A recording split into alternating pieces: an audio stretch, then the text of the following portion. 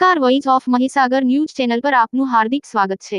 હવે જોઈએ આગળના સમાચાર। બે ટીપા જિંદગીના ગુજરાત સરકારના અભિગમ પ્રયાસથી આજરોજ તારીખ 23/6/2024 ના રોજ ઉમરગામ તાલુકાના મરોલી ગ્રામ પંચાયત પીએચસી કેન્દ્ર ઉપર ઉમરગામ તાલુકાના પ્રાથમિક આરોગ્ય કેન્દ્રના ગોહિલ સાહેબના સાનિધ્યમાં ઉમરગામ તાલુકાના તમામ પ્રાથમિક આરોગ્ય કેન્દ્ર ઉપર પોલિયોના 2 ટીપા બાળકોને પીવડાવવામાં આવ્યા।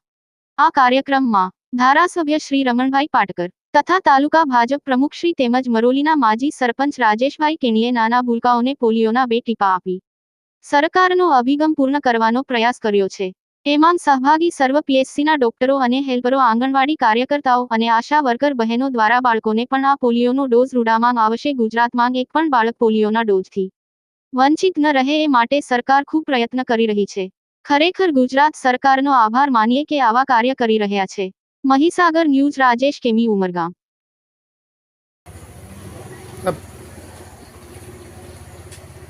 સાહેબ, આજના આ પોલિયો બૂથ આપનું સ્વાગત કરે છે। મરોલી ગ્રામ પીએચસી પર આપ આવ્યા છો અને આપ આ ઉમરગામ તાલુકાના વલસાડ જિલ્લાના એક પીએચસીના સાહેબ તરીકે સેવા બજાવી રહ્યો છો, તો આજનું આ 2 ટીપા દરેક વાર બાળકને દરકારનું આ સ્લોગન છે સરકારનું, એના વિશે આપણે કંઈક થોડુંક જણાવો। આપણે ભારત દેશે 2011માં છેલ્લો પોલિયો કેસ આપણે ત્યાં આવેલો, ત્યારબાદ આપણે ત્યાં એક પણ પોલિયો કેસ નથી અને WHOએ આપણને ડિક્લેર કરેલા છે આપણા કન્ટ્રીને કે પોલિયો મુક્ત છે।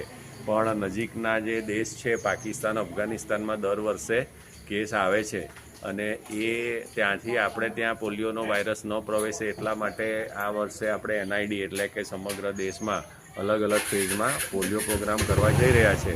હાલે પાકિસ્તાનના સિંધ પ્રાંતમાં પોલિયોનો જે વાઇલ્ડ વાયરસ જોવા મળેલો છે અને ત્યાં ઘણા બધા વાયરસનું પ્રમાણ જોવા મળેલું છે, એટલે આપણા ગુજરાત રાજ્યએ એલર્ટ થવાની જરૂર છે।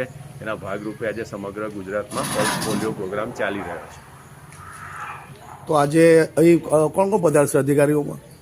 અહીંયા માનનીય આપણા ધારાસભ્ય શ્રી પાટકર સાહેબ અને તાલુકા પંચાયત પ્રમુખ વગેરે મને આપણને ઉત્સાહિત કરવા માટે આવવાના।